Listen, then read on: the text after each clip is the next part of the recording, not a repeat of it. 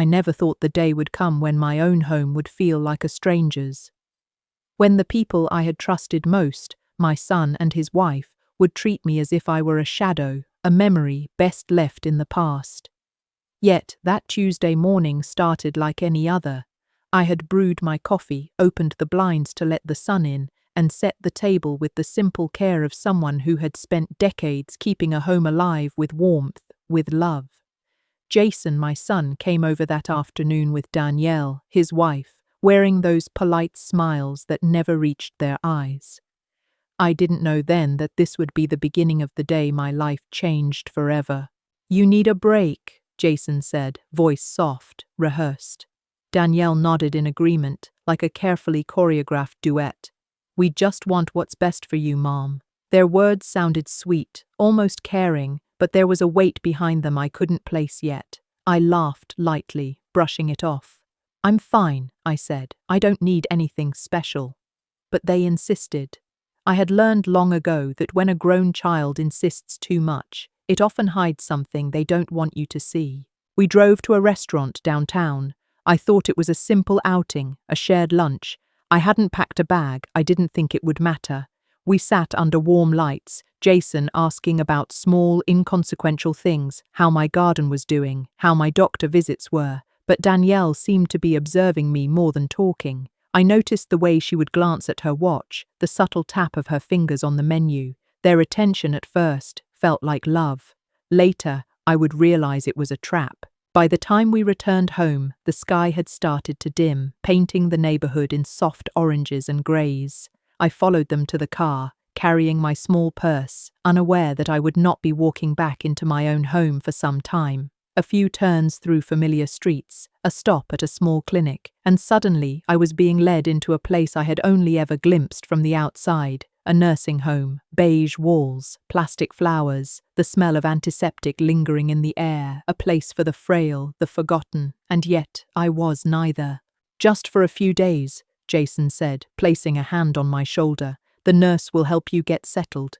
His tone was comforting, almost tender. Danielle kissed my cheek, her lips cold and foreign against my skin, and then they left. Just like that, they vanished, leaving me alone in a room that had never been mine, with no photographs, no books, no familiar smells. My hands shook, not from fear, but from the betrayal I hadn't yet fully understood. I asked the nurse if I could call Jason. She gave me a polite, apologetic look.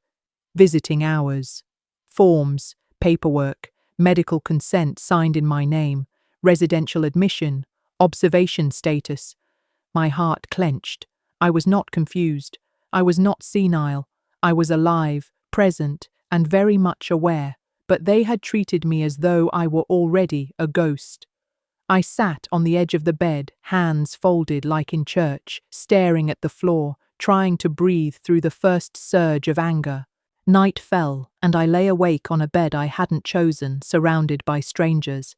I thought about Jason, the boy I had raised alone after my husband passed, the child whose first steps I had celebrated, whose scraped knees I had kissed, whose dreams I had nurtured. I had sacrificed countless hours, skipped meals, worked through exhaustion, and never once asked for thanks. I thought that love, the kind I had given without question, would be enough to secure some measure of care when I needed it. I was wrong. The next morning, I requested a pen and a notebook from the nurse. She smiled kindly and handed me a small spiral. That spiral became my weapon, my map, my plan. I began to write. Not prayers, not poetry, not memories, but facts, dates, bank accounts, legal documents, names of people I could still contact, every transaction, every piece of evidence that demonstrated I was still in control of my life. Despite their assumption that age had made me fragile, I would not be silenced. I would not be erased. I thought about the day Jason had fainted me out of my own home. The excuse had been my age, my supposed forgetfulness, the risk of living alone. But the truth was, they had moved too quickly, too deliberately.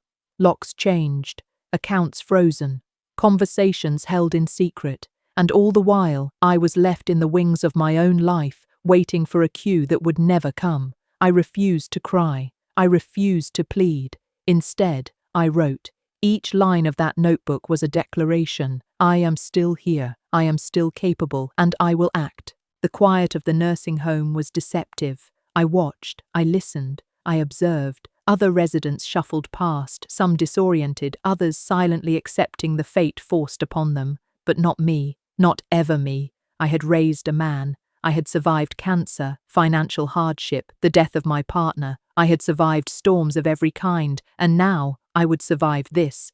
But I wouldn't simply survive. I would reclaim, I would restore. And when I did, they would see the full weight of their mistakes, not just in words, but in consequence. Days passed.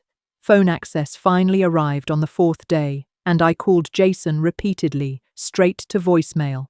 I left messages, carefully crafted, precise, but he did not answer.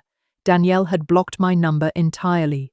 The woman who had cried in my kitchen over small marital difficulties was now an agent of exclusion, determined to erase me from the life I had built. Yet in their arrogance, they had underestimated the patience of a mother who had waited decades to protect and guide her child. I sought legal counsel. Monica Reeves, my long-trusted attorney, was shocked to hear the situation, but she had never removed me from her client list, and she quickly became the instrument through which justice would be pursued.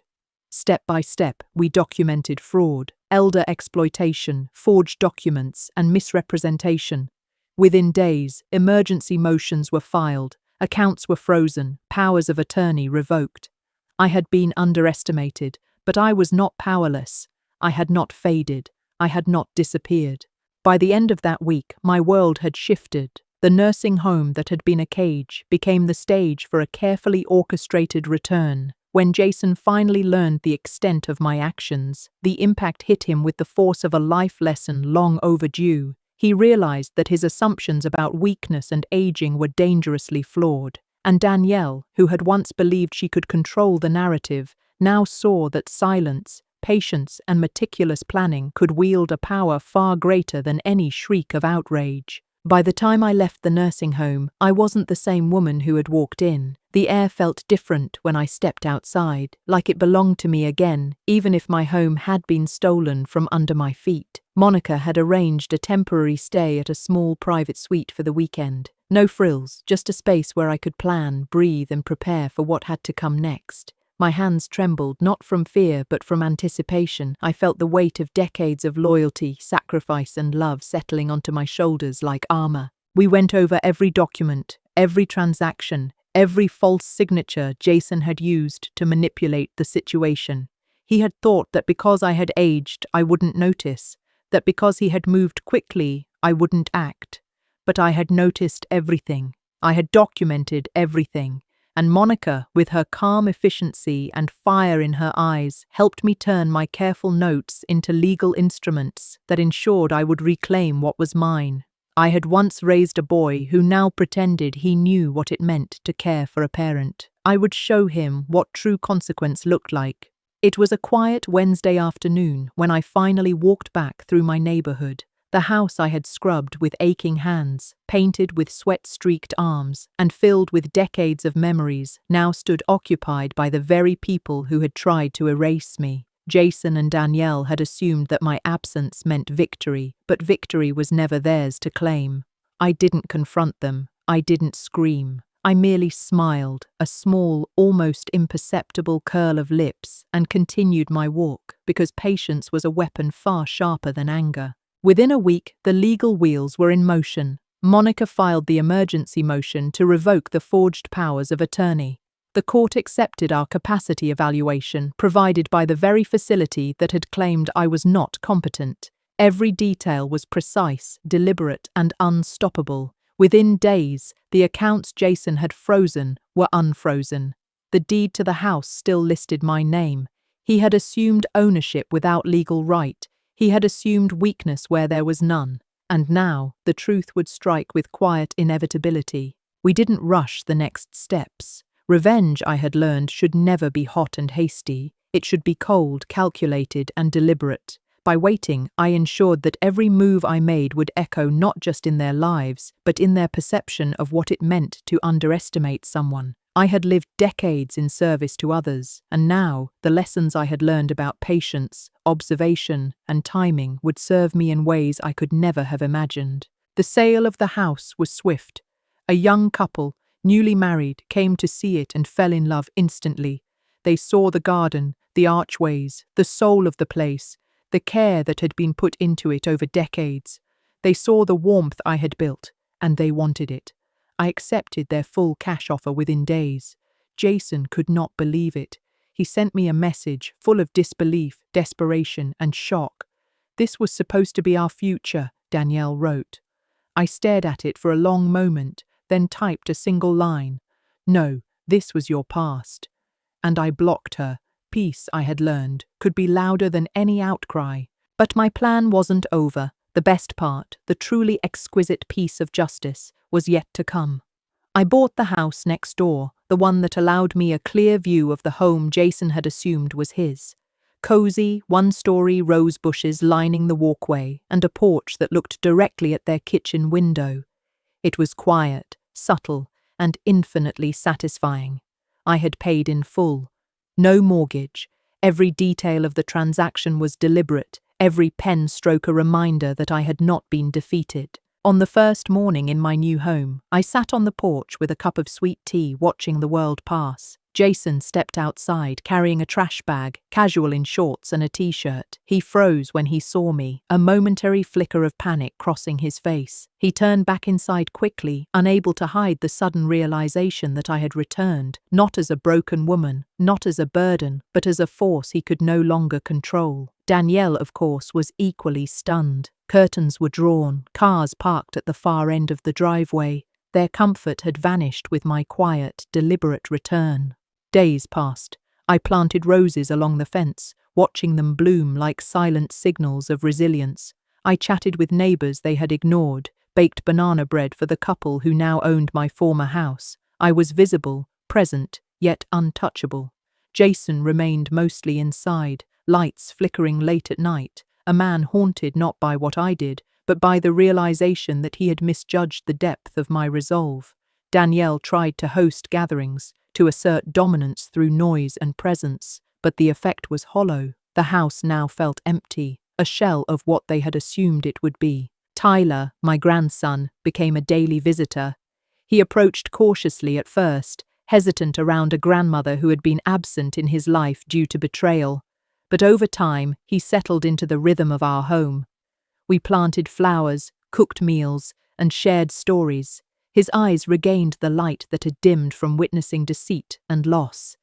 And I realized, as I watched him grow into the young boy who could trust again, that this wasn't just about revenge. It was about restoration, reclaiming what had been taken and ensuring that the next generation would see strength, dignity, and the power of standing firm. The dynamics in the neighborhood shifted quietly. People watched, whispered, and realized the truth without anyone needing to speak loudly. Jason and Danielle's silence, their isolation became louder than any words could have been. My presence, calm, deliberate, and unyielding, became a statement. One doesn't need to shout to reclaim power. One doesn't need anger to establish boundaries. Presence, patience, and planning were enough. By the time the house next door went up for sale, though not because it had to, but because Danielle could no longer tolerate the proximity to the woman she had tried to erase, Jason had no choice but to watch the consequences of his actions unfold. Tyler came over, stayed for meals, helped in the garden, and in those small, deliberate acts, I saw the continuity of love and care that Jason had tried to disrupt. The lesson, quietly taught through action rather than words, was clear. Power taken by deceit is fleeting, patience and integrity endure. And so, the quiet mornings, the soft rustle of leaves in the garden, the smell of baking, and the gentle hum of old jazz playing in the background became my sanctuary. The house, once a place of betrayal, had become a theater of quiet justice, a home where I could teach and protect, and where Tyler could experience the love and security I had always intended for him. Jason could watch, could learn, could reflect, but he could no longer harm, manipulate, or control. The narrative had shifted irrevocably, and I had reclaimed not only my property, but my dignity, my voice, and my legacy. The mornings became my ritual. I'd wake before sunrise, slip on my slippers, and step out onto the porch. The air was crisp, carrying the faint scent of dew on roses I had planted along the fence. I poured a cup of jasmine tea and watched the world slowly awaken. Jason's house was quiet now. No more music blasting, no more shouting, no more careless laughter that had once mocked my absence. Silence, deliberate and undeniable, had replaced chaos, and it was mine.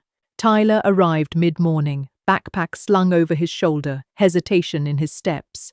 I waved, and he smiled tentatively, still unsure how much of his old life he could trust.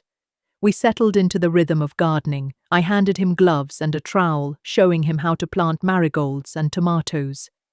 "These," I said, "are stubborn flowers. They grow best when you give them attention, but not too much, like people." He looked at me, eyes wide, and nodded as if he understood more than he could say. This was a teaching moment, but also a healing one. The days passed in deliberate cadence. Breakfasts of scrambled eggs and toast, lunches of sandwiches we made together, evenings filled with old records playing softly in the background while we cooked dinner. Tyler started to open up. He asked about his grandfather, about stories Jason had never bothered to tell. He laughed at anecdotes that were new to him, stories that had once lived only in my memory. And in those moments I realized that the real victory wasn't just reclaiming my house or my accounts, it was restoring the pieces of family that had been fractured. Meanwhile, across the fence, Jason and Danielle's behavior became more erratic. Danielle would host wine parties, her voice shrill, trying to fill a space that was now undeniably mine. Jason's attempts at control faltered. He remained inside most of the time, lights flickering through drawn curtains, a man confronted daily by his own miscalculations. Every glance he stole at my porch reminded him that power taken by deception is always temporary. And every time Tyler wandered freely between our houses, Jason and Danielle were reminded that relationships built on manipulation could never endure. One afternoon I noticed Danielle moving quickly, her posture rigid. She avoided eye contact, curtains drawn tighter than ever. Her car would leave early, sometimes not returning until days later. I didn't gloat. I didn't celebrate. I simply observed. The law, the truth, and patience had done their work quietly. My presence, steadfast and serene, created ripples of consequence that no yelling, pleading, or feigned affection could reverse. The lesson was simple but profound. Underestimate someone who has endured decades of struggle and devotion, and they will rise in ways you cannot predict. Tyler continued to grow more confident, more secure. He helped with the garden, cooked alongside me, and started taking schoolwork more seriously. He laughed freely, his eyes sparkling with the energy of a boy reclaiming a sense of stability. The home that had been a theater of betrayal became a sanctuary of growth, learning, and resilience. Tyler's trust in me was a reminder that even after deception, care, love, and patience could rebuild what had been lost. Legal matters were finalized quietly but effectively. The house sale went through seamlessly, the funds secured, the trust for Tyler's education established. Every transaction had been deliberate, precise, and above reproach. Jason had attempted to maintain control, but the court recognized the falsified documents and acted accordingly. The law, when combined with careful planning, had restored my authority and my rights, and yet the most important restoration was not legal, it was emotional. Tyler's laughter, his curiosity, his trust, and his happiness were my greatest victories. Evenings became sacred. I would sit on the porch, Tyler beside me, sipping tea or nibbling on muffins we had baked together. We would talk not just about the past, but about dreams, aspirations, and the small, simple joys of life. We planted seeds in the garden, not only flowers and vegetables, but hope and continuity. And as I watched Tyler thrive, I knew that the lesson he would carry into adulthood was far more valuable than any inheritance. Resilience, patience, and integrity are always more powerful than deceit, fear, or greed. Jason and Danielle, despite their proximity, could not disrupt this rhythm.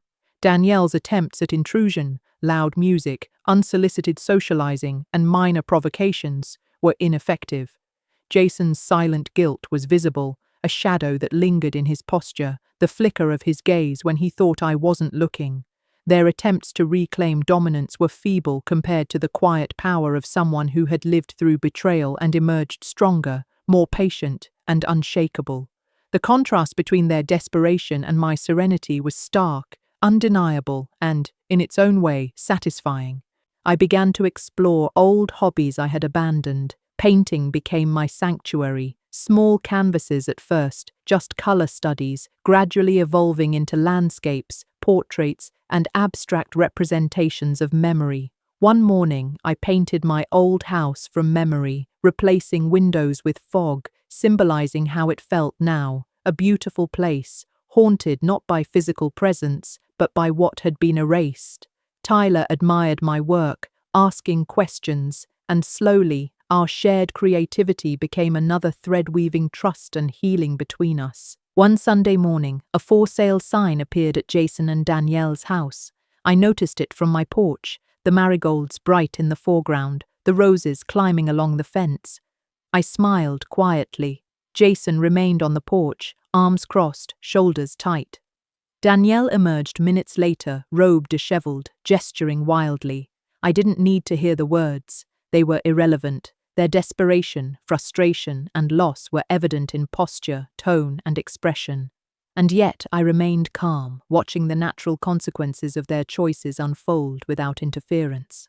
Tyler continued to visit, becoming more integrated into my daily life.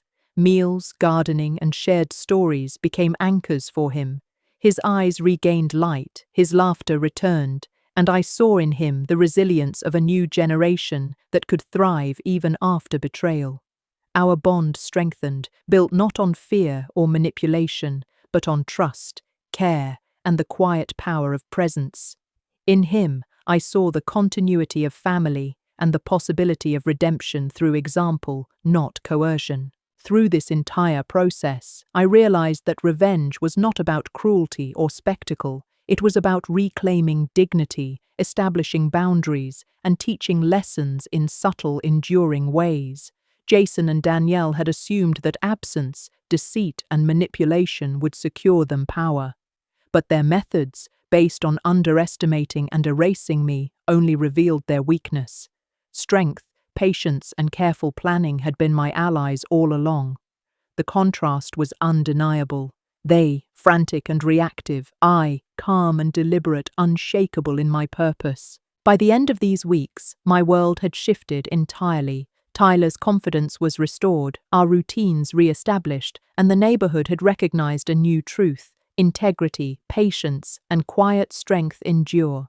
Jason's silence, Danielle's frustration, and the absence of chaos became a testament to the power of a woman who had endured betrayal, deception, and attempts at erasure, and emerged victorious not through rage, but through unwavering patience, careful planning, and persistent dignity. The mornings remained sacred, steeped in ritual and quiet reflection. Tyler and I had fallen into a rhythm that was both comforting and healing. Breakfasts were slow and deliberate, with eggs, toast, and fruit arranged on the table just so.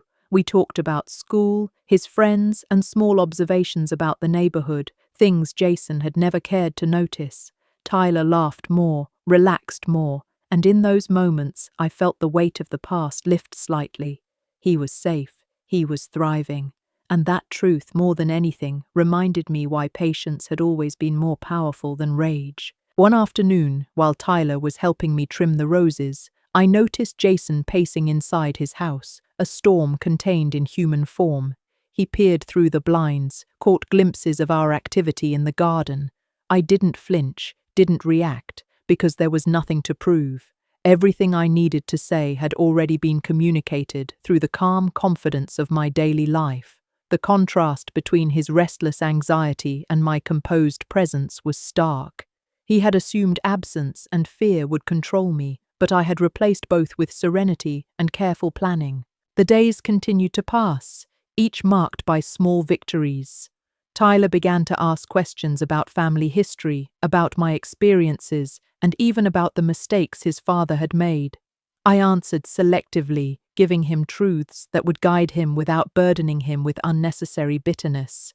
Each answer was a seed, planting wisdom and resilience where deception and betrayal had once threatened to take root. I wanted him to understand that strength is not in retaliation alone, but in knowing when to rise above, when to act with purpose, and when to preserve peace. Jason's attempts to assert dominance grew weaker with time. Danielle's social performances became more frantic, as if noise and spectacle could fill a void that honesty and accountability had created. They tried to maintain the illusion of control, but the foundation had shifted. Their power had always been borrowed from fear and manipulation, and once those pillars crumbled, their authority evaporated. I watched quietly, content to let the consequences unfold naturally, knowing that patience and truth were far more effective than confrontation. Tyler's presence became a daily blessing. We baked together, prepared meals, and spent afternoons tending the garden. I showed him how to prune roses, plant vegetables, and observe the subtle signs of growth. In the evenings, we would read or listen to music, filling the house with warmth and laughter. The restoration of our routines was subtle but profound, a demonstration that life could be rebuilt even after betrayal. The bond we forged was unshakable, grounded in trust, love, and mutual respect. Legally, everything had been resolved with precision. The sale of the old house, the establishment of a trust for Tyler, and the verification of my rights over financial accounts were complete. Jason had no access, no leverage, and no recourse. Danielle's attempts to manipulate circumstances had failed. The law, when coupled with careful observation and timely action, had proven to be an indispensable ally. Yet even more important than legal victories was the emotional reclamation, the restoration of my dignity, authority, and peace. One morning, I noticed Tyler lingering near the fence, watching Jason and Danielle's house with curiosity. He turned to me and asked quietly, "Why do they act like that?" I smiled softly, handing him a pair of gardening gloves. People who try to take what doesn't belong to them often act out of fear. Fear of being exposed, fear of losing control, fear of facing the truth about themselves. He nodded, absorbing the lesson, and together we returned to planting marigolds, a small yet meaningful act of resilience and care. Danielle's desperation escalated subtly. I could hear her hosting gatherings in the backyard, music floating over the fence, laughter sharp and hollow. I didn't react. I didn't need to. My presence, steady and serene, spoke louder than words or confrontations ever could. Jason, too, remained largely indoors, lights flickering through drawn curtains, a man reminded daily of the consequences of deceit and assumption. Each glance he stole, each quiet moment of reflection, reinforced the lesson. Manipulation and betrayal are temporary tools, and they crumble against the quiet strength of someone who refuses to be diminished. I continued to cultivate my own life within the house. Painting became a sacred practice. I began with color studies, simple forms, and gradually expanded to detailed depictions of landscapes, flowers, and memories. One morning, I painted the old house from memory, replacing the windows with fog, symbolizing both its beauty and the absence of those who had attempted to erase me. Tyler admired my work, asking questions about technique and meaning. Our shared creativity became a further bond, a testament to the endurance of life, learning, and legacy. Tyler's education and confidence continued to improve. Homework became a shared responsibility, lessons a collaborative effort. We discussed history, literature, and science, exploring ideas that fostered curiosity and critical thinking. Each achievement, no matter how small, was a victory against the neglect and erasure Jason had attempted. The house, once a symbol of betrayal, had transformed into a sanctuary of growth, learning, and restored familial connection. Tyler, growing taller and stronger by the day, had begun to understand the intricacies of human behavior in ways most teenagers don't. He noticed when people lied, when their tone didn't match their words, and when they tried to manipulate.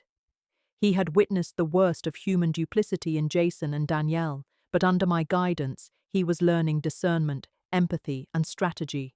We discussed morality, consequences, and accountability, laying foundations that would keep him steady even if the world around him faltered. Jason's presence across the street had become a silent acknowledgement of his own failures. The porch he once took for granted was now an arena of quiet reflection, his own guilt and shame confronting him daily.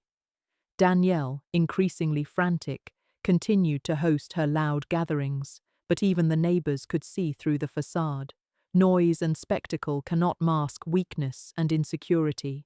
My own calm, deliberate actions contrasted sharply with their chaos, and in that contrast, there was a lesson in humility and accountability. I spent mornings tending the garden, Tyler at my side.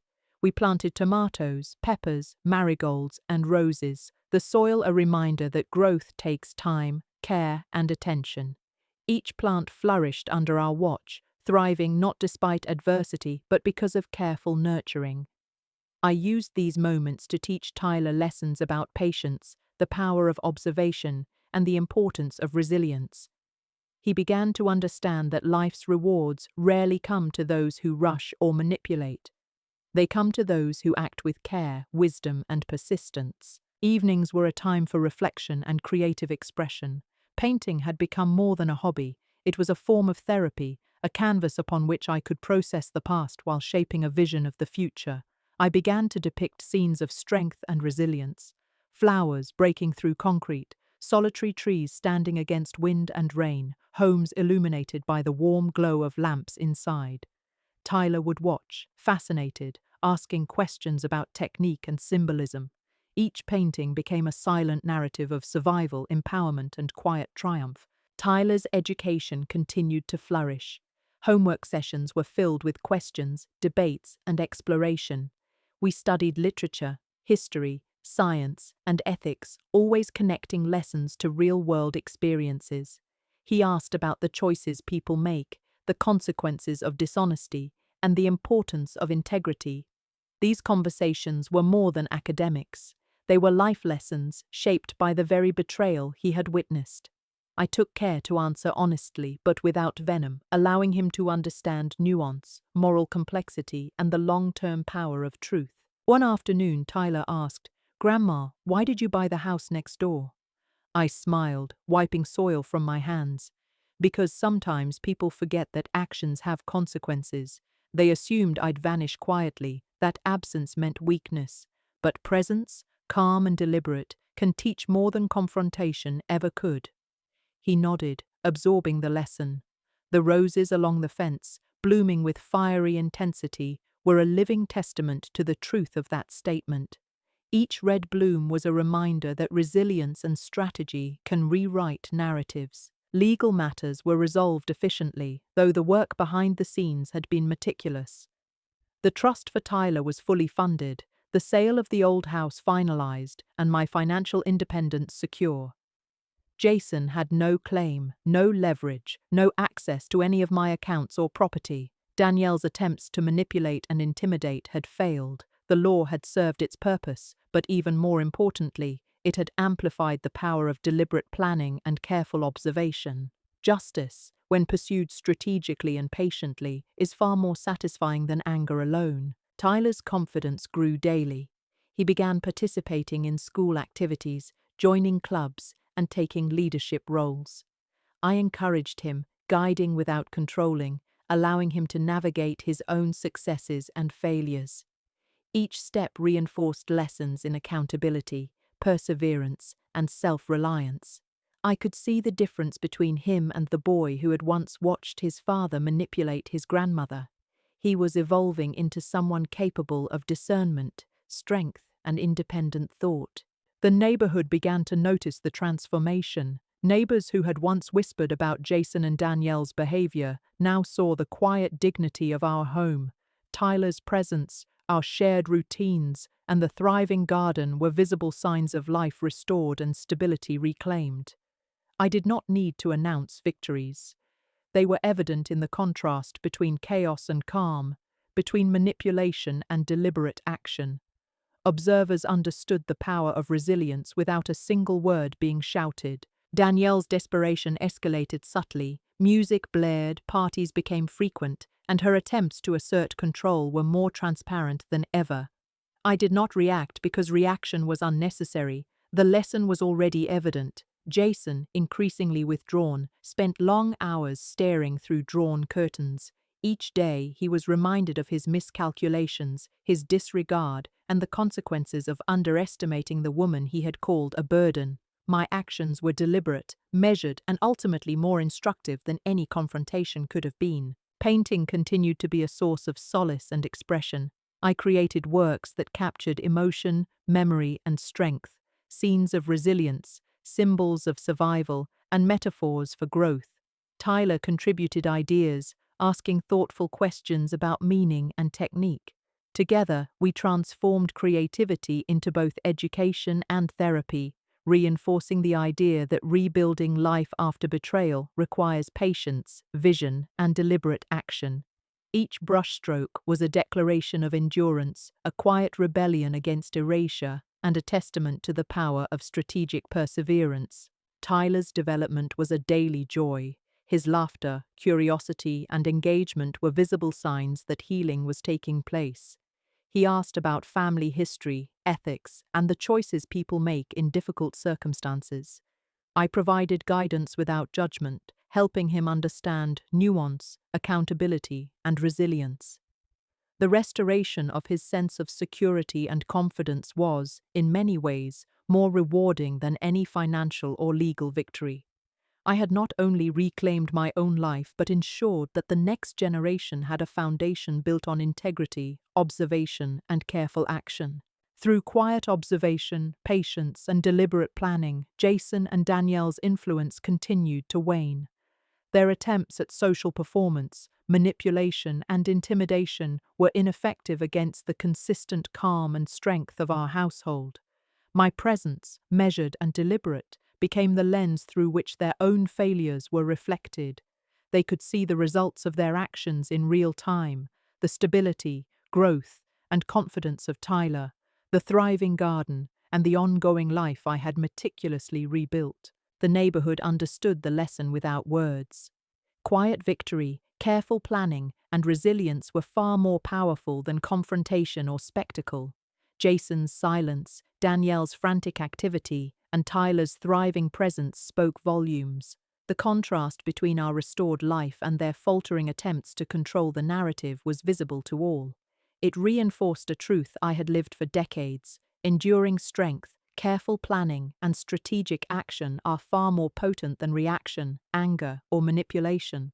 The seasons began to shift, and with them a new rhythm settled over our home. Tyler and I adapted naturally, rising with the sun to greet the garden, preparing meals, and sharing stories over breakfast. The small rituals became sacred, a quiet form of reclamation, proof that life, once stolen or disrupted, can be carefully pieced back together. Evenings, now filled with conversation, art, and reflection, held a serenity that was almost foreign after the months of chaos Jason and Danielle had inflicted. Each day was an affirmation of control regained, of boundaries firmly established, and of a peace that required no approval or acknowledgement from anyone else. Tyler had grown in more ways than one. Beyond his physical strength and burgeoning confidence, his emotional maturity became evident. He began to articulate feelings he had previously kept buried, discussing the unfairness of life with a clarity that surprised me. He asked questions about morality, responsibility, and consequences, often referencing the contrast between the lessons I had instilled and the behaviors he witnessed from his father and Danielle. These discussions were not accusatory, they were exploratory. Tyler was learning to understand the human condition, to recognize manipulation, and to prioritize integrity. I provided guidance, insight, and context, allowing him to draw his own conclusions while instilling a framework for moral judgment. Jason's presence across the street remained a constant, silent acknowledgement of his mistakes. The once bustling social facade Danielle attempted to maintain had quieted into sporadic chaos. Loud music, frantic gatherings, attempts at asserting dominance through noise and spectacle, but it was increasingly clear that such tactics were ineffective. Our household, steady and consistent, reflected the truth. Genuine power lies not in coercion or performance, but in deliberate, patient action. Each day Jason spent staring through the blinds, each moment Danielle spent overcompensating with displays of control, was a testament to their miscalculation. I devoted my mornings to the garden, the soil and plants, providing a tangible measure of effort, attention, and resilience. We planted new varieties, sunflowers, dahlias, herbs, Tyler assisting with the precision and care that mirrored lessons in life I had imparted. Gardening became both a literal and symbolic act, nurturing growth, cultivating patience, and observing the slow, deliberate progress of nature. Tyler and I discussed strategy in real-world terms, often drawing parallels between tending plants and handling interpersonal conflicts or reclaiming control over our circumstances.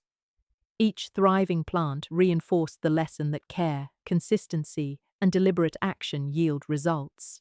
Evenings continued to be our sanctuary. Painting and journaling became more than hobbies. They were rituals of reflection and empowerment. My canvases evolved into narratives of survival, strength, and triumph over adversity. Scenes of solitary resilience, flourishing gardens, and sunlit homes became allegories for life reclaimed after betrayal. Tyler contributed creatively, his ideas reflecting both curiosity and critical thought. Together we explored color, composition, and symbolism, using art as a vehicle for understanding the broader truths of morality, consequence, and empowerment. Each brushstroke represented deliberate action, and each completed work was a quiet victory over the past. Tyler's education and social development continued to thrive. He engaged more confidently at school, participating in clubs, volunteering, and forming genuine friendships. I encouraged independence, supporting him while allowing space for growth and personal decision-making. Each achievement, whether academic or social, reinforced his confidence and moral framework. He learned not only from instruction, but from observation, seeing firsthand how strategic patience, consistent effort, and integrity shape outcomes far more effectively than manipulation, anger, or resentment. Jason and Danielle's failures were increasingly visible. Danielle's frantic attempts at social dominance and Jason's withdrawn contemplative demeanor were in stark contrast to the calm and purposeful life Tyler and I led. Their efforts to assert control, intimidate, or provoke were largely ineffective, providing real-time lessons in accountability and consequence. Our quiet presence, consistent routines, and deliberate choices communicated far more than any confrontation ever could. The contrast between chaos and order, manipulation and integrity, selfishness and responsibility became undeniable, not only to them, but to the wider community. The community began to respond subtly. Neighbors, once witnesses to Danielle's parties and Jason's attempts at influence, now observed the stability, harmony, and growth of our household. Tyler's presence, our flourishing garden, and the visible effects of deliberate planning reflected values the community respected: resilience, patience, integrity, and thoughtful action.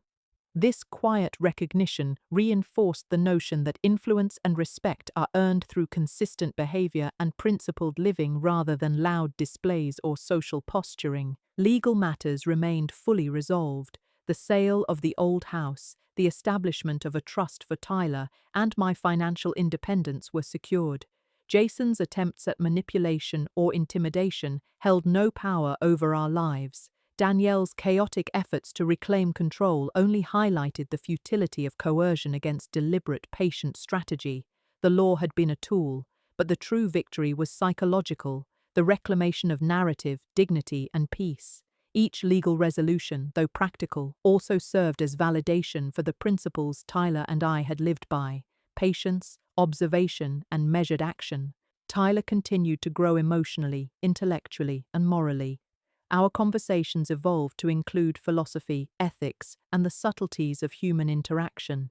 He questioned, reflected, and synthesized knowledge in ways that demonstrated maturity beyond his years. We explored the dynamics of betrayal, trust, and personal accountability, using past experiences as case studies for understanding human behavior. These discussions reinforced the importance of integrity, patience, and strategic thinking, ensuring that Tyler would navigate life's challenges with insight and wisdom. Through consistent observation and deliberate action, Jason and Danielle's influence waned further. Their attempts to manipulate, intimidate, or assert control were increasingly transparent and ineffective. Our stability and presence became a mirror, reflecting the consequences of past actions and the futility of coercion. This contrast between deliberate strategy and reactionary chaos underscored a profound lesson. Patience, consistency, and integrity are far more potent than manipulation, anger, or public display. Art remained a cornerstone of our evenings. My paintings captured not only resilience and survival, but also the beauty of patience and deliberate creation. Tyler's participation provided both mentorship and collaboration. We explored technique, color theory, and symbolism, using art to deepen understanding of life's complexities. Each completed work was both an emotional release and a lesson in intentionality.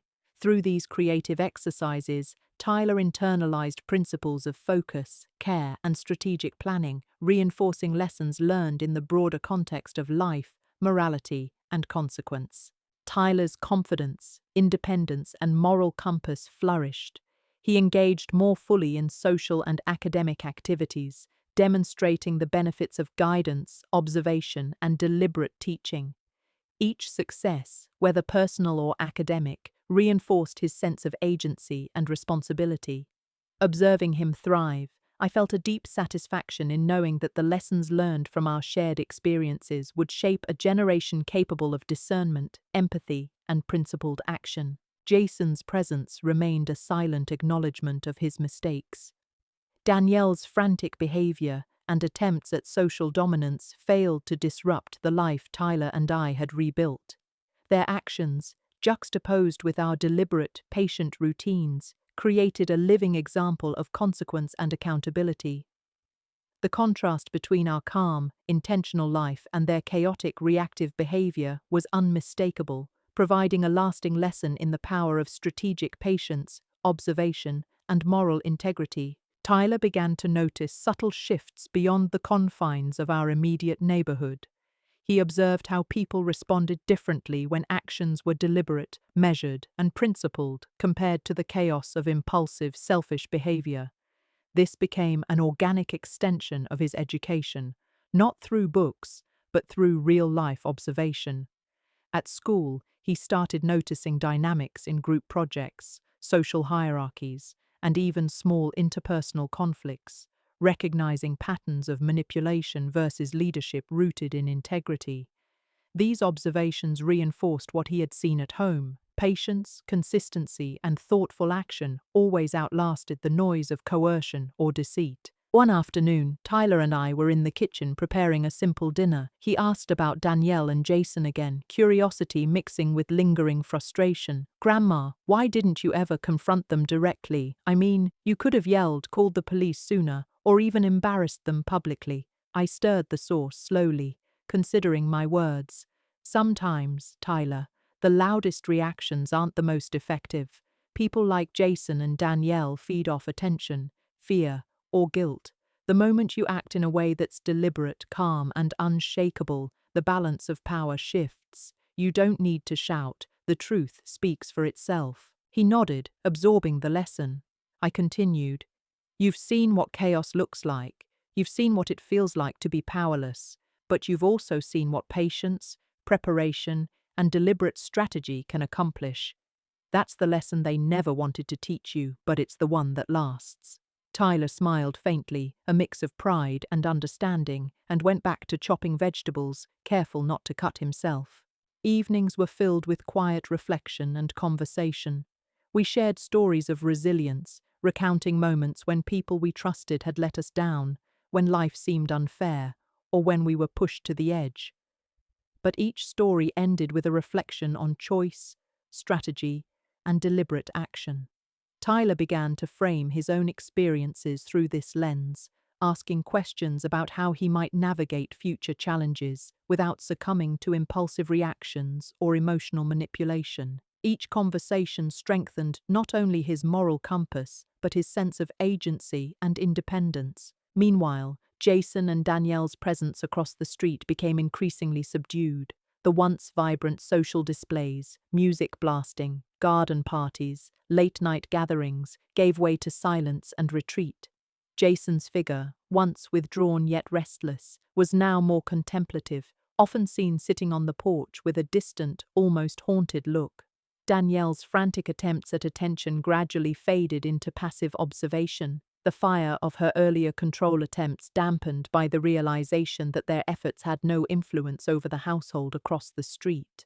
I watched all of this carefully, not out of malice, but as part of a larger lesson Tyler and I were living. Life, after all, is a study in contrast. The reactive versus the deliberate, the chaotic versus the composed, the selfish versus the principled.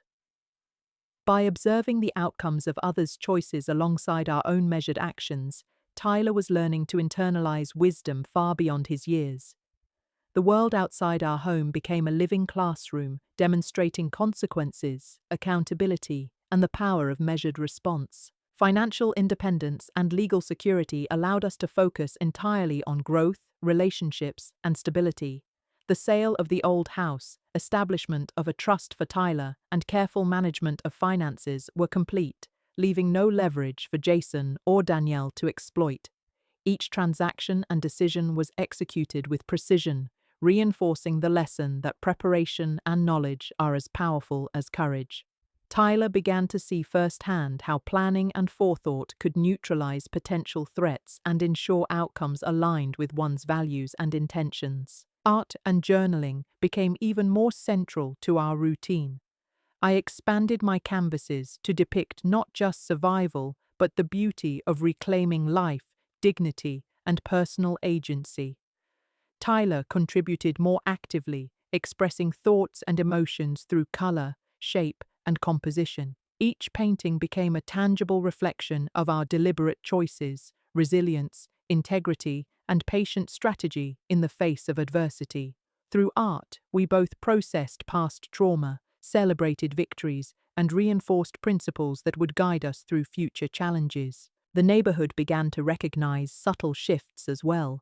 Neighbors, previously spectators to Danielle's loud antics and Jason's tense retreat, now observed a household marked by calm, consistency, and ethical integrity. Tyler's presence and participation in the garden, our shared routines, and visible acts of generosity painted a stark contrast to the reactive and chaotic behavior across the street. People began to comment, often privately, on the noticeable difference, how our household embodied strength without aggression, control without force, and respect without expectation. Tyler's education continued to evolve. Beyond academics, he learned to interpret social cues, understand interpersonal dynamics, and anticipate consequences. He internalized lessons on strategy, patience, and observation, recognizing that life's challenges often require more than immediate reaction. They demand foresight, deliberation, and ethical action. Our conversations became increasingly sophisticated, exploring nuances of justice, accountability, and personal responsibility. Tyler's ability to synthesize experiences into meaningful understanding grew steadily, reinforcing both confidence and moral integrity. Jason's decline in influence and Danielle's dwindling attempts at control underscored a critical principle. When one acts impulsively, selfishly, or manipulatively, long-term outcomes are rarely in their favor. By contrast, deliberate, measured actions rooted in integrity and patience achieve sustainable results. Tyler observed this daily, learning that respect, authority, and influence are earned through consistency, strategy, and ethical behavior, not through fear, coercion, or manipulation. We began engaging more actively with the wider community. Tyler and I volunteered at local programs, offering guidance, resources, and mentorship. We became involved in initiatives supporting older adults, emphasizing the importance of dignity, respect, and empowerment. Each act of service reinforced the lessons Tyler had internalized. That influence extends beyond self-interest, and that deliberate, principled action benefits not only oneself, but the broader community. Through all this, the contrast between our household and the one across the street remained evident. Jason's passive observation, Danielle's frantic behaviors, and their futile attempts to assert control were starkly juxtaposed with our deliberate routines, structured planning, and ethical conduct. The contrast framed every decision, every lesson, and every reflection. Those who act with integrity, patience, and strategic thinking ultimately shape outcomes far more effectively than those who rely on chaos, manipulation, or intimidation. Tyler's personal growth became evident in subtle ways. His confidence, independence, and moral reasoning deepened, shaping not only how he interacted with peers, but also how he perceived challenges, setbacks, and opportunities. He began taking initiative, proposing solutions, and considering consequences before acting. Each decision reflected a growing understanding of ethics, strategy, and responsibility, a testament to the lived lessons of resilience, patience, and deliberate action. As months passed, our household stabilized into a rhythm defined by consistency, growth, and intentional living. Tyler thrived academically, socially, and emotionally. Our garden flourished, our art projects expanded in complexity and expression, and our relationships within the community strengthened. We had built not just a home, but a legacy of integrity, resilience, and deliberate choice, a stark counterpoint to the chaos and manipulation from which we had emerged. Jason and Danielle's presence, once threatening, had diminished to a faint, passive acknowledgement of their miscalculations. Tyler observed this with insight, recognizing the lessons embedded in their retreat. Manipulation cannot withstand deliberate, patient strategy. Chaos cannot overpower consistency and ethical action. And influence earned through integrity endures far longer than power taken through fear or deceit. The mornings became the most sacred part of our day. Tyler and I would sit on the porch with steaming mugs of tea, the air crisp, the sunlight spilling across the garden. The roses we planted along the fence were now a riot of color, a living testament to patience, care, and deliberate action. Tyler would lean back, letting his eyes wander over the flowers and the quiet street, and I could see the understanding forming in him, the subtle lesson that growth, whether in plants or people, cannot be rushed. Every bloom, every leaf was proof of consistency and nurture, not chaos. As weeks turned into months, the subtle victories of our strategy became evident. Tyler's confidence soared, his sense of security and independence deepened. The garden flourished as a visual metaphor of our deliberate care. The house itself, once a source of tension and vulnerability, had become a sanctuary of stability, autonomy, and control. We were no longer reacting to threats. We were shaping life proactively, guiding it with intention rather than fear. Then one day, a subtle shift occurred across the street. Danielle was nowhere to be seen, and Jason sat quietly on his porch, eyes fixed on the ground. Something had changed. The energy that had once been loud, reactive, and chaotic had diminished to stillness and quiet contemplation. Tyler noticed it immediately. "Grandma, I think they're finally realizing something," he whispered. "Yes, Tyler," I said, not taking my eyes off the garden. "Sometimes the quietest, most consistent actions speak louder than words or anger. The lesson they learned is not just about losing control, it's about recognizing that integrity and preparation always outlast chaos." The lesson became more pronounced when Tyler and I received a subtle acknowledgement from the community. Neighbors began leaving small gifts or notes of appreciation, nothing dramatic, just gentle recognition of our deliberate care, our stability, and the peace we had cultivated. Tyler observed these gestures and understood them not as personal triumphs, but as reflections of long-term strategy and ethical conduct. The contrast with Danielle and Jason's chaotic attempts at dominance was now impossible to ignore. Integrity had a quiet, undeniable voice that resonated through observation, consistency, and principle. We continued refining our routines.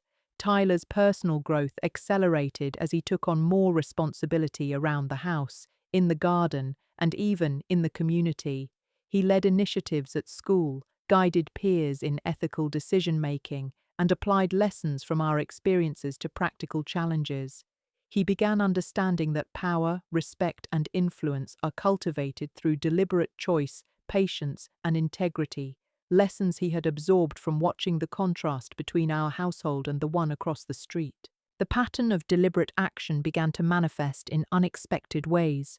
Tyler's teacher called me one afternoon, impressed by his transformation, noting that he had become a leader in class discussions, a mentor to peers, and someone who approached conflicts with strategic calm. "Whatever you're doing at home," she said, "it's working. He's not just excelling academically, he's growing morally and socially in ways that most students twice his age can't manage." Tyler beamed quietly, proud but grounded, understanding that these outcomes were not the result of showy gestures or rebellion. They were the product of observation, reflection, and deliberate action. By now, Jason's attempts to assert influence had faded entirely. He no longer attempted confrontation, social dominance, or even casual intimidation. Danielle had moved on, seeking validation elsewhere. The neighborhood had observed the contrast between impulsive chaos and deliberate integrity, reinforcing the principles Tyler had internalized. Patience, strategy, and ethical consistency outweigh impulsive, selfish actions every time. Our days became increasingly centered on legacy, growth, and deliberate living. Tyler's journal expanded into a record of lessons learned, reflections on consequences, and strategies for resilience. Art became more sophisticated, capturing the beauty of measured action and moral victory. The garden thrived as a living metaphor for intentional effort, consistent care, and long-term rewards. Each morning, Tyler and I would sit on the porch, sip tea, and reflect, understanding that the peace, stability, and respect we enjoyed were earned, deliberate, and sustained through thoughtful choices. It was in these moments that Tyler grasped a subtle but profound truth. Power and control are temporary if rooted in manipulation, chaos, or fear. Integrity, patience, and strategic action endure because they are self-reinforcing, grounded in principle, and observed by others. By internalizing this lesson, Tyler had begun constructing a framework for life that would serve him far beyond childhood, a blueprint for navigating challenges, relationships, and moral decisions with intentionality and confidence. The first time Tyler truly tested his understanding of deliberate action came unexpectedly. A new student, Eric, had joined his class mid-year. Eric had a reputation for being confrontational, dismissive of rules, and emotionally volatile. Within days, he had clashed with classmates, instigating arguments and creating tension in group assignments. Tyler could feel the familiar pull of frustration rising in him, the same feeling he once had with Jason and Danielle. But now, he paused, recalling the lessons we had cultivated together over months of observation and reflection. Instead of reacting emotionally, Tyler observed, he noted Eric's patterns, the triggers that sparked outbursts, and the dynamics he used to manipulate peers. He realized that confrontation would only escalate the problem, so he applied the principle of deliberate action, patience, empathy, and strategic communication. Tyler began engaging Eric subtly, asking questions to understand his perspective, validating his feelings without condoning the behavior, and offering alternatives when tensions rose. He didn't publicly challenge Eric's dominance, nor did he allow the disruption to take control of the class. Instead, he became a quiet, stabilizing force. It was fascinating to witness. By the end of the week, Eric's behavior began to shift. His outbursts decreased, his interactions became less reactive, and even the teacher noticed a subtle improvement in class dynamics. Tyler documented every observation in his journal, noting the difference between impulsive responses and deliberate strategic intervention. He had taken the lessons from observing Jason and Danielle and applied them in a new context, demonstrating that integrity and consistency were not just abstract concepts, they were tools for real-world influence. Back at home, Tyler reflected on the experience. "Grandma," he said, "I realized something today. The way we respond to people determines the way they respond to us. Eric didn't change because someone told him to behave. He changed because I stayed calm, predictable, and consistent, even when he tried to push me off balance." I nodded, proud, knowing he had internalized the essence of our long-term strategy. "Exactly, Tyler. Influence isn't about force or fear. It's about presence, observation, and deliberate consistency. When others see stability, integrity, and calm, they are drawn to it, even when they resist initially. Meanwhile, across the neighborhood, the contrast between households remained evident. Jason and Danielle had retreated from public displays, their once loud antics replaced by quiet avoidance. The energy that had once been combative and chaotic now seemed exhausted, as if the effort to dominate and control had finally worn them down. Tyler observed them less as adversaries and more as living lessons in the consequences of impulsive, self-centered behavior. The neighborhood itself had begun to notice, reinforcing the pattern. Deliberate, principled action yields lasting respect, whereas chaos and manipulation invite isolation. The holiday season approached, and with it came the annual neighborhood celebration. Last year, Jason and Danielle had attempted to steal attention, throwing loud parties and seeking dramatic approval. This year, their presence was muted. Tyler noticed that their invitations went largely unaccepted, while our household was a quiet hub of warmth, inclusivity, and thoughtful preparation. We baked, decorated, and prepared gifts for neighbors, not for recognition, but out of deliberate kindness and practice of principle. Tyler relished these moments, understanding that the rewards of integrity were not always immediate but deeply meaningful when they manifested naturally. At the celebration, Tyler demonstrated his growing social maturity. He engaged peers with confidence but not arrogance, helped younger children navigate games, and offered guidance in subtle, non-intrusive ways. Parents and neighbors commented on the noticeable change in him, praising his calm, thoughtful demeanor. Tyler, however, remained grounded, understanding that this influence was earned through consistent action, not performance. Even when Jason and Danielle attempted to interject or assert attention, Tyler responded with composure, redirecting energy toward positive engagement rather than reacting to provocation. One night, after the celebration, Tyler and I sat by the fire, reviewing the week's events. "Grandma," he began, "I think I finally understand why you always said that integrity is like a garden. You have to nurture it, give it attention, but you can't force it. People will notice the difference even if they don't say it out loud." I smiled, knowing he had captured the core of the lesson. "Yes, Tyler, and like a garden, it requires patience. The blooms come over time, and sometimes the weeds, like Jason and Danielle's chaos, take longer to fade. But when you maintain consistency, eventually the beauty becomes undeniable." The following weeks revealed the long-term effects of our approach. Tyler continued to excel academically, socially, and emotionally. Teachers praised his leadership, peers sought his guidance, and the lessons we cultivated at home became evident in every interaction he had. He became a model for deliberate action, demonstrating how observation, reflection, and integrity could transform challenges into opportunities for growth. He had internalized the contrast between chaos and order, manipulation and principle, and applied it with precision in ways that impressed adults and peers alike. Unexpectedly, a subtle shift occurred with Jason. One afternoon, he approached the edge of our garden, speaking quietly, almost apologetically. I wanted to say I respect how you've handled things," he murmured.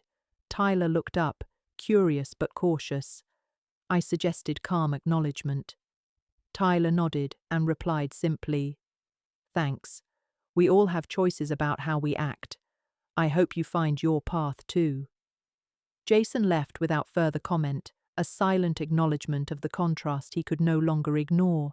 This moment, small yet profound, marked the culmination of months of deliberate effort.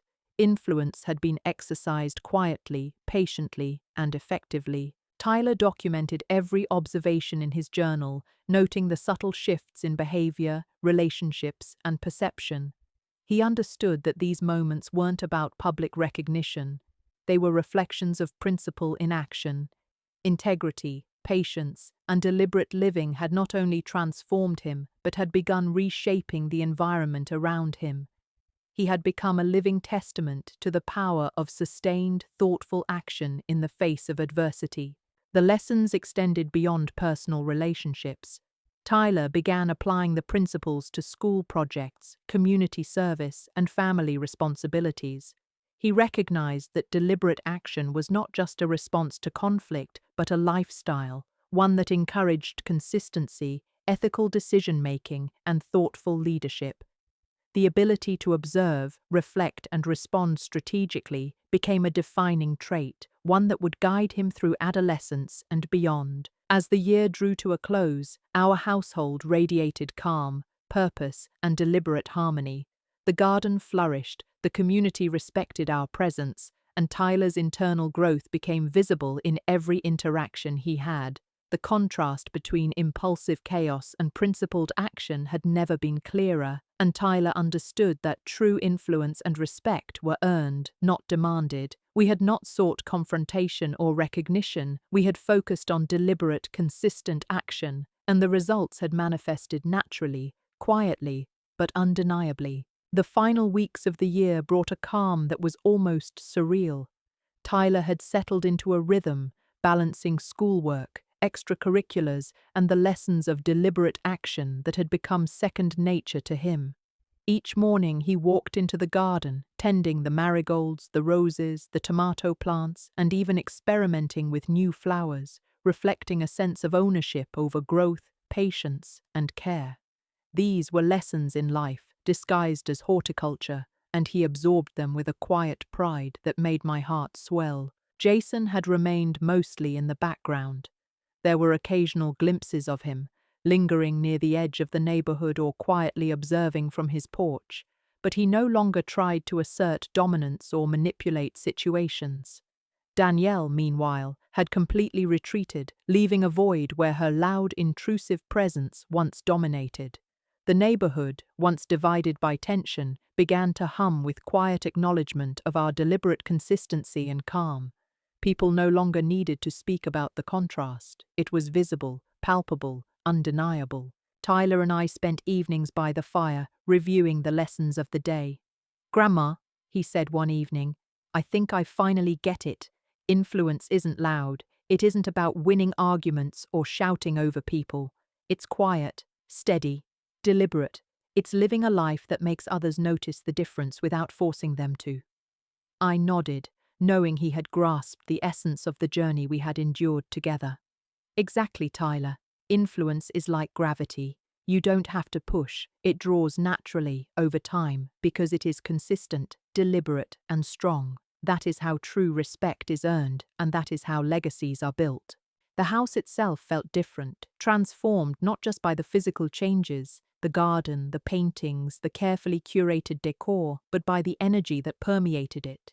Every corner held a story of patience, resilience, and deliberate action. Every room reflected the lessons learned through conflict, observation, and strategic living. It was no longer just a home, it was a sanctuary of principle, a place where thoughtfulness reigned over chaos and integrity eclipsed manipulation. Tyler began mentoring younger children in the neighborhood, teaching them the same principles we had cultivated. He explained how observing behavior, understanding consequences, and responding deliberately could transform interactions and relationships. The lessons were not abstract, they were rooted in his own experiences with Jason and Danielle, experiences that had shaped him profoundly. His peers listened, not because he demanded authority, but because his calm, reasoned approach carried weight, credibility, and authenticity. One afternoon, a neighbor approached, curious about the shift in dynamics.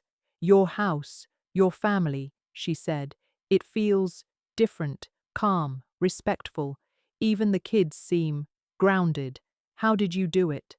Tyler smiled, thoughtful. "It wasn't magic, it was consistency, deliberate action, and refusing to engage in chaos. People can only manipulate you if you allow them to. If you stay grounded, calm, and principled, they either follow your example or fade away. Either way, peace is preserved." The neighbor nodded slowly, as if the truth had finally settled in, and walked away with a newfound appreciation for deliberate living.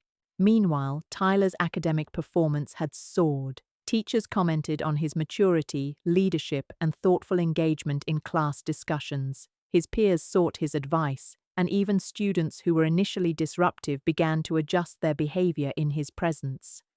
Tyler had learned the power of example, quiet, consistent behavior that demanded attention without aggression.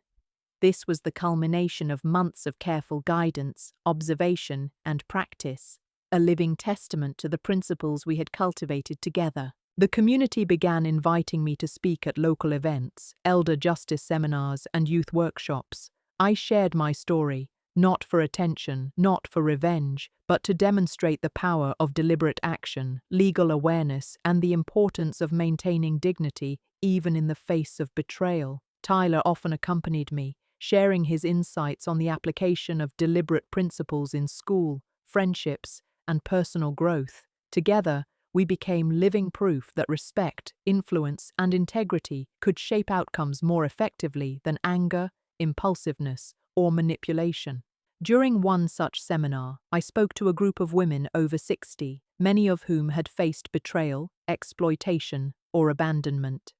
"They called me a burden," I said softly, "but I discovered that the real power lies in deliberate action, in patience, in understanding consequences, in observing, documenting, and responding strategically. Revenge may feel satisfying, but true reclamation of your life, your home, and your peace comes from principle and deliberate action." Several women nodded, tears glistening in their eyes, realizing that their stories, long dismissed or ignored, could still shape outcomes and influence change. Tyler listened quietly, absorbing the lesson not only intellectually but emotionally. He began thinking beyond immediate circumstances, considering long-term consequences and the ripple effects of his actions. He realized that the way he handled adversity, conflict, and challenge would define his relationships and reputation far more than reactionary behavior ever could. He began applying this insight in friendships, school projects, and community service, gradually becoming a role model for others who had previously been dismissive or disruptive. The contrast with Jason became more pronounced over time. He had attempted reconciliation in small, subtle ways, but Tyler and I maintained boundaries. We didn't reject him out of malice. We merely refused to let manipulation, guilt, or past betrayal control the narrative. When Jason tried to engage, Tyler's measured, principled response served as a subtle mirror, showing him the difference between deliberate integrity and impulsive chaos. Jason's silence became his own teacher, illustrating the consequences of neglect, manipulation, and selfish behavior. Tyler began to understand the depth of patience required for true influence.